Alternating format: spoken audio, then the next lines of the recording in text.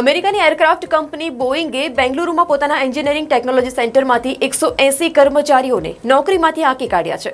Media report અનુસાર આ છટણી કંપનીની ગ્લોબલ વર્કફોર્સમાંથી ઘટાડાની કવાયતના ભાગરૂપે કરવામાં આવી હોય તેવી માહિતી મળી રહી છે. વૈશ્વિક સ્તર પર અનેક પડકારોનો સામનો કરી રહેલી બોઇંગના ભારતમાં આશરે 7,000 કર્મચારીઓ છે. ભારત કંપની માટે ટોચના બજારો પૈકી એક છે. ગત વર્ષે બોઇંગે ગ્લોબલ વર્કફોર્સમાં આશરે 10% ઘટાડો કરવાની જાહેરાત કરી હતી.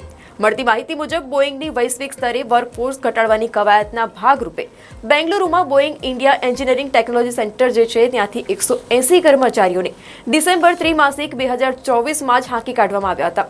ગ્રાહકો અને સરકારી કામકાજો પર તેની કોઈ પ્રતિકૂળ અસર ન થાય તે હેતુ સાથે તેમને મર્યાદિત સંખ્યામાં વ્યૂહાત્મક એડજસ્ટમેન્ટ કર્યા હતા.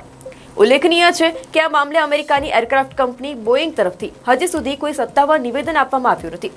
બેંગલુરુ અને ચેન્નઈમાં Boeing India engineering and technology centre જટિલ એડવાન્સ એરોસ્પેસ વર્ક કરે છે.